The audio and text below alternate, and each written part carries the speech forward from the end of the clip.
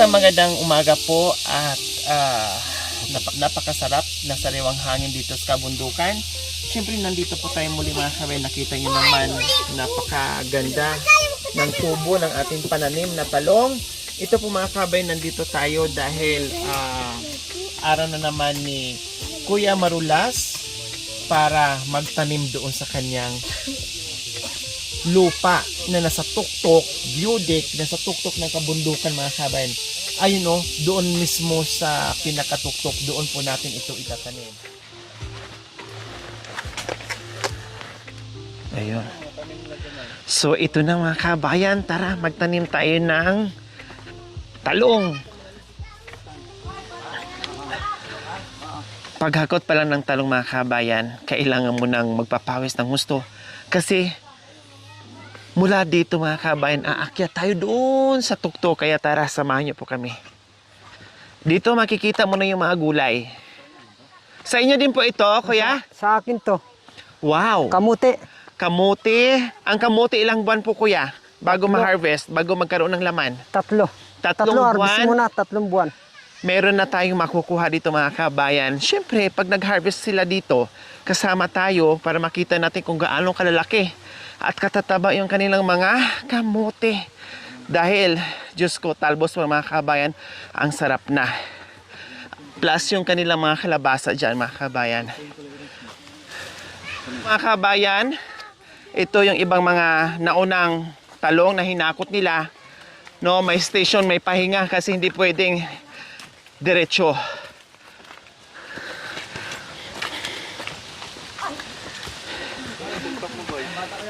So ito mga kabayan, itong lawak na ito na malinis, kay Kuya Marulas pa ito, no? So maraming mga talong ang itatanim dito. Pero doon tayo mauna sa tuktok. Ay! Pati mga bata, matanda, lahat ay tulong-tulong dito sa paghahakot ng talong. Puro masisipag. Morning po!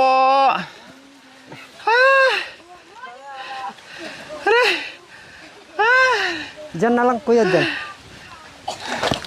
Reko! Grabe. So ito na yon. Ito na yun. Wow! Nakatanim May na yung naumpisa iba. na po sila. Paano po pala dito na itanim na natin? So paano po pala yung tubig? Hindi, ano nang ulan. Ulan na lang antayin natin. Oh Diyos ko Lord, umulan kayo para naman madiligan itong mga pananim na talong. So ito mga kabayan, itutusok lang Ganun. tulad ng ginagawa nila. Ito. So ayan po oh. So kailangan may pagitan, hindi pwedeng dikit, tagi-isang dipa. Tapos tagi-isang hakbang, no, yung agwat nila para hindi yung dikit-dikit. So ayan, si tatay po yung tagalagay. May tagalagay, may taga tanim. Ayan, kailangan matutunan natin yung pagtatanim. So, ayan, tulad niyan, gaganon lang po. Baon. Ay, ibaon pa.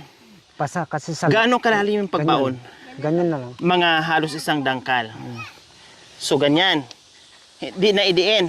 Hindi mo kunti. Idiin pa para mas masarap. So, ayan. Yeah, ay, Din. tama nga lang. Ganyan. Ay, naamo Din, naman. diin. Asan? Diyos. Pwede na ba mag-asawa kaya Marulas? Ha? Pwede na siya mag-asawa? Nag-asawa ng kulot. Humanda sila sa akin pag wala silang maibigay sa akin na kulot. Marunong na ako magtanim eh. Hindi na ako mapapagalitan sa mapapangasawa kong kulot. Dahil marunong na ako.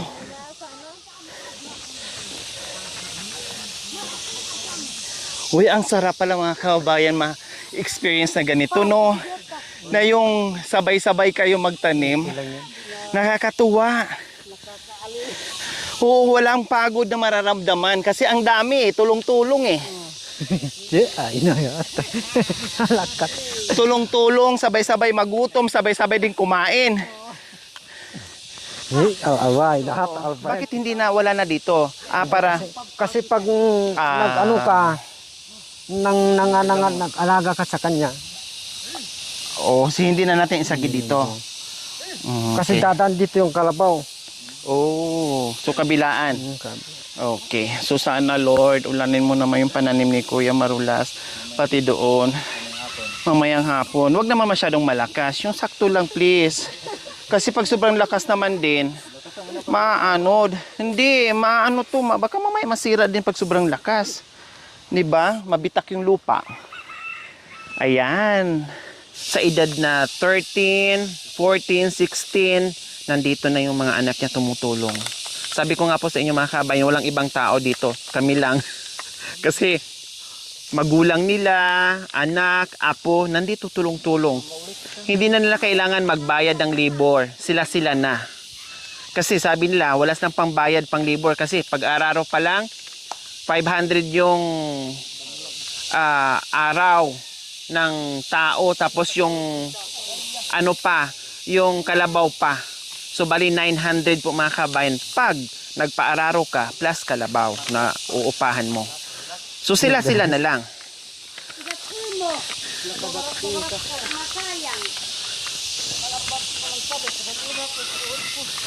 Yeah.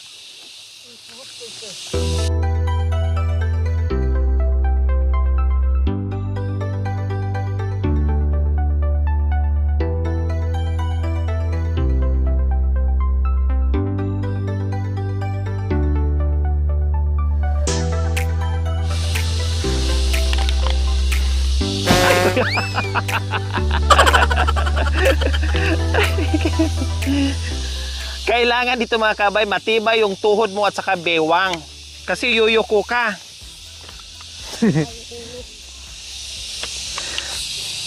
Kasi ang kalaban mo dito, bewang. Tapos pag nahihilo ka kasi, ayan o, nakayuko ka. Ganun ka. Magtanim ng di biro. Mag-harvest. Naka-yuko.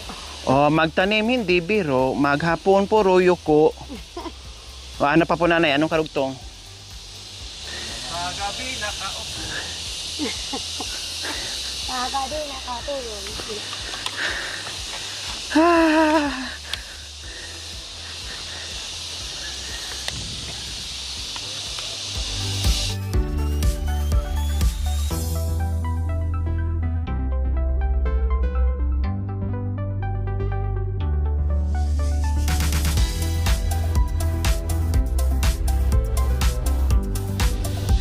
So ayan po mga kabayan, napakasarap dito sa tuktok.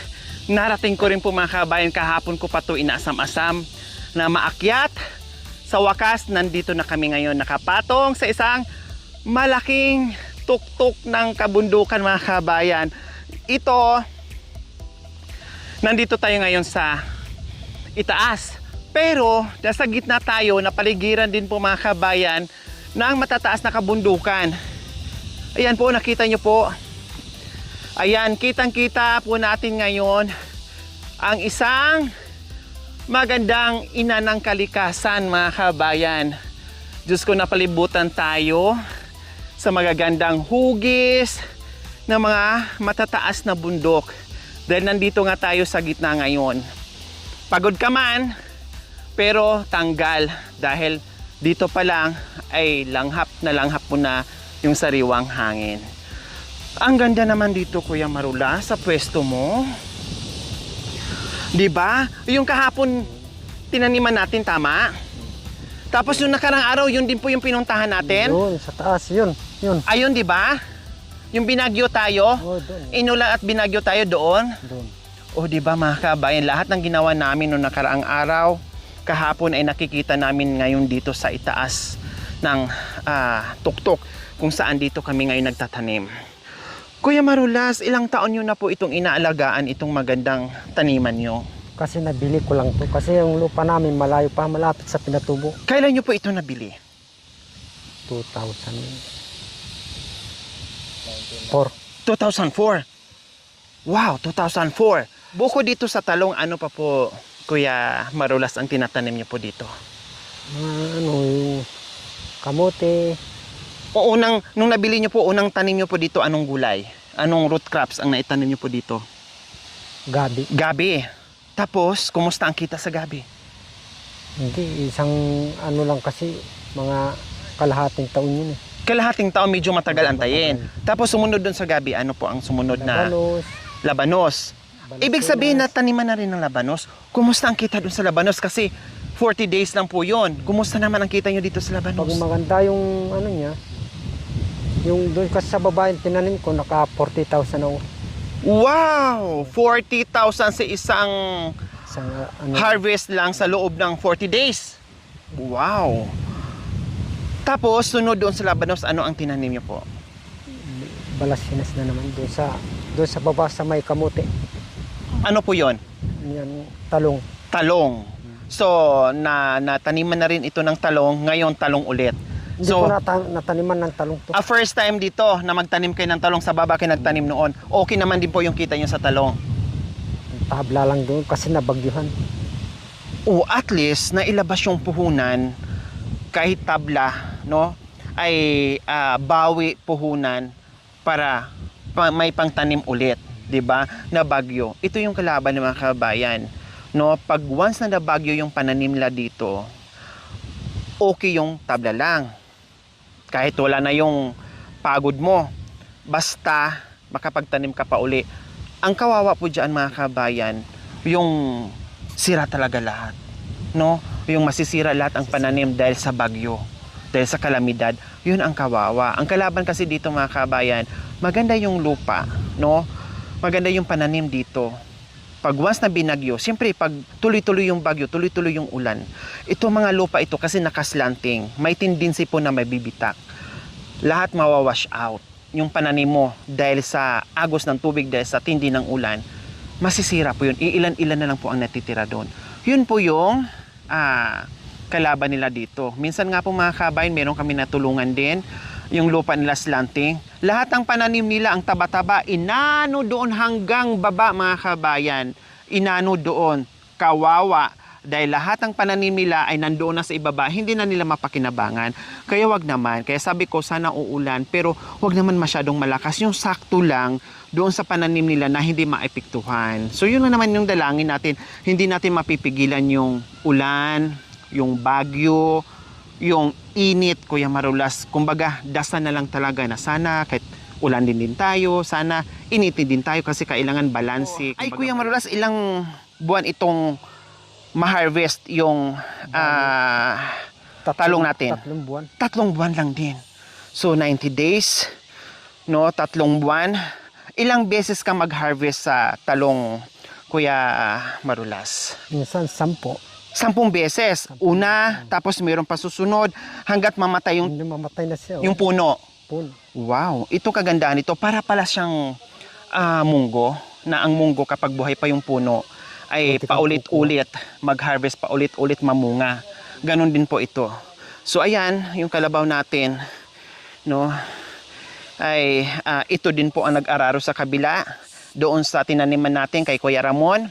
Ngayon nandito tayo kay Kuya Marulas. So ngayon Kuya, prepare namin yung tanghalian ha. Mamaya ay tutulong na naman ako dito.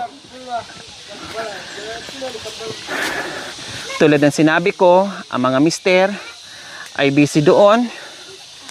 Mga misis naman dito nagtutulungan. Ayan, may nagsasaing, may naghuhugas. Dahil mag-iihaw kami ngayon ng isda.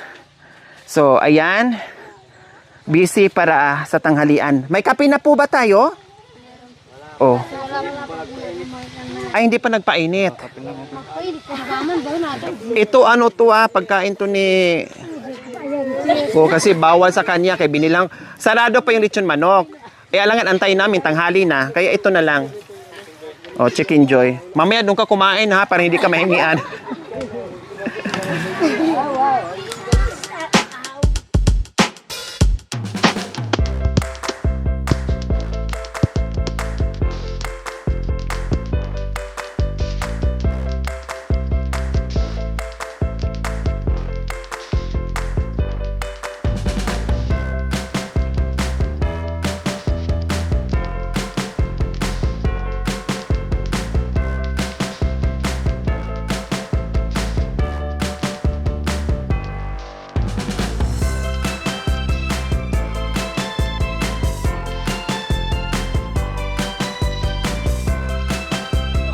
Ito yung ating inihaw. Nagprito tayo dahil isasahog natin doon sa mga sariwa nating gulay na napitas.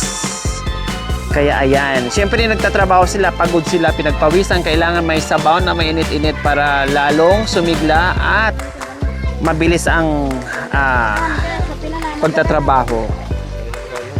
Ang galing nila mag-ihaw mga kabayan kasi meron tayong cook. Ito yung ating master chef. Ang galing. Master, ay sila na lahat. Oo. Tapos nandito rin yung ating mga magagaling na to the rescue. No, ang bibilis kumilos mga kabayan. Kahit saan mo dalhin pwede, hindi tayo magugutuman.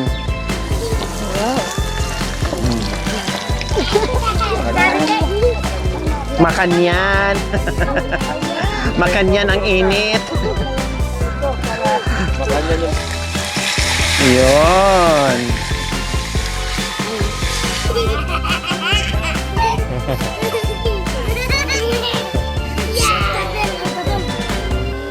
Kanya-kanyang tawa.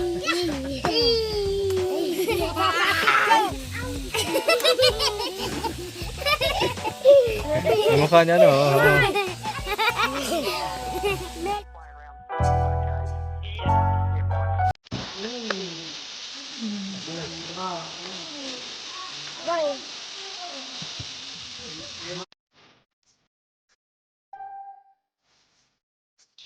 Salamat Panginoon sa tanghaling ito. Salamat sa mga kapatid namin na kasama namin dito.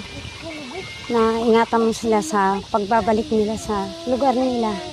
Salamat din sa pagtatrabaho na patubuin ang pananim namin. Ganun din sa pagkain na to sa aming harapan na bindisyonan. Pagpalain sa matamis na pangalan ni Jesus. Amen. Amen. Okay. Sinenjoy ni ano? Joel. Yung chicken joy ni Kuya Joel. Oh, sige. Kain na dito, Bi. Isang pa. Kuya. Isda. Ay, thank you.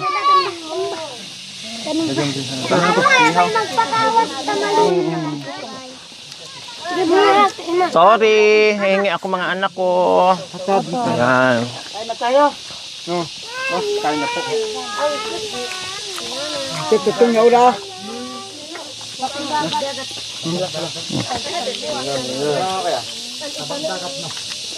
Kain po tayo mga kababayan, kain po.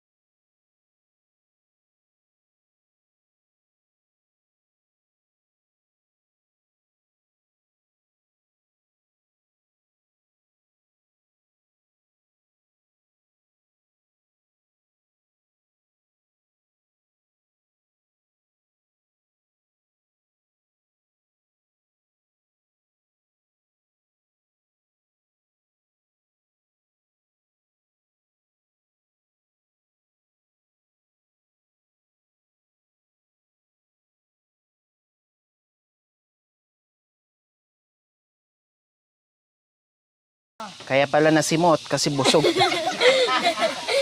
Ayan, simot.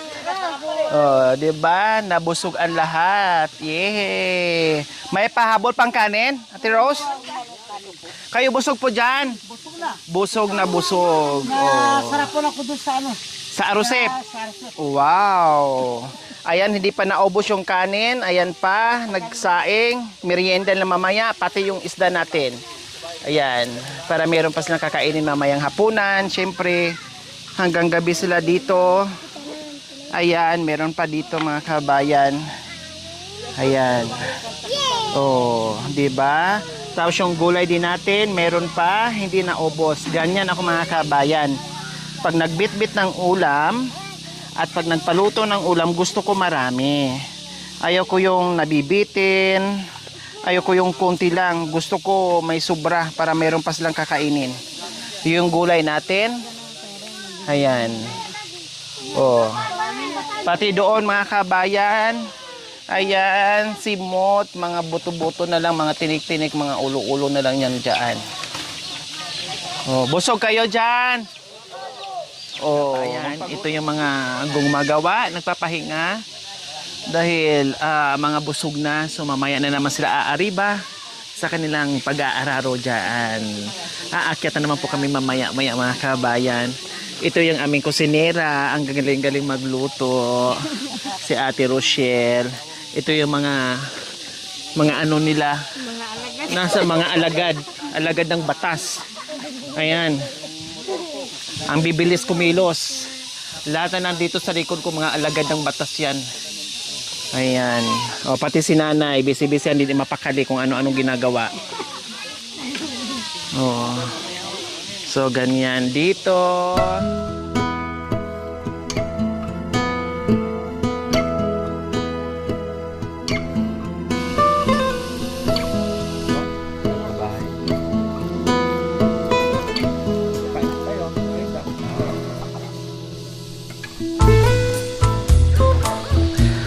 Mga kabayan, tapos na tayong kumain, tapos na nagpahinga. Pati kalawan natin mga kabayan, nagpahinga na rin. So, medyo malilim na po mga kabayan, no? At hindi na mainit. Naka-recharge na ang lahat. Kaya tara, magtanim na naman po tayo ngayon.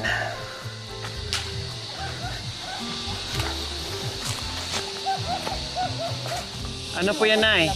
Langka. Langka, bakit anong nangyari? May kulugo. Lumabas yung laman. Ewan ko yung laman niya. Talagang langka yan? Ewan ko. Puno ng langka to. Bakit ganyan yung ano niya? Oh, may sira yung langka nila. Di, sa taas lang, ganun din oh. Oo nga, lahat. Parang may kulugo. Lahat sila.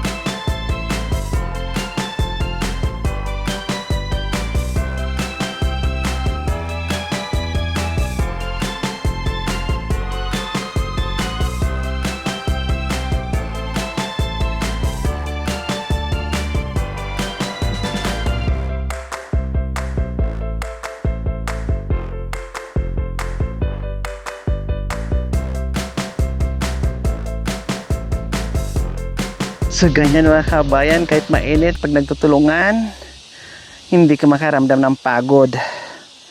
Ang sarap dito ng aming samahan. Oh, tanim na kasi inantay pa natin, naubusan tayo. Ayan pala, marami pa. Yan.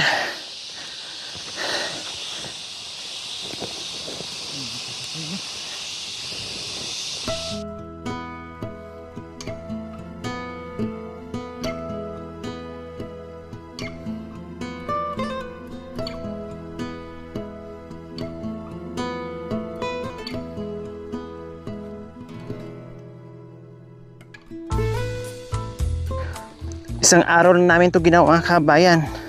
Ang bilis.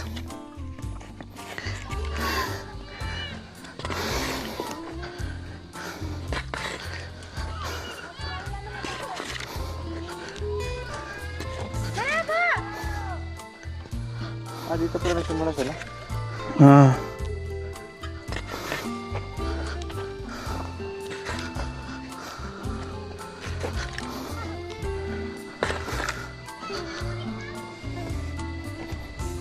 Mabilis yung labanan na. Ganun-ganun lang na. Hmm. Ayan, sinalubong tayo kaya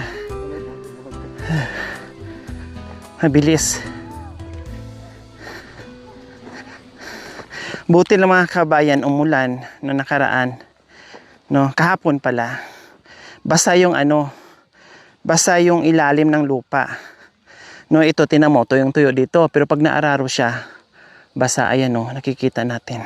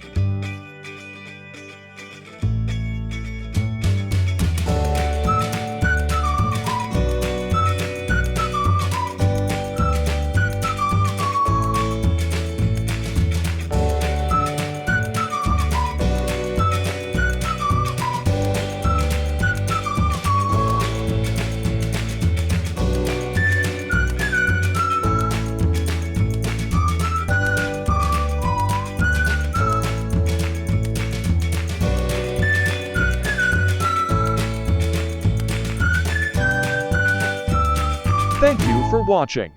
Don't forget to like, share, and subscribe. Hey there. Subscribe to my channel. Aquino Talita, Yori Aquino Talita, mabuti ang puso, di kayo hahayaan, tutulong sa mga kababa.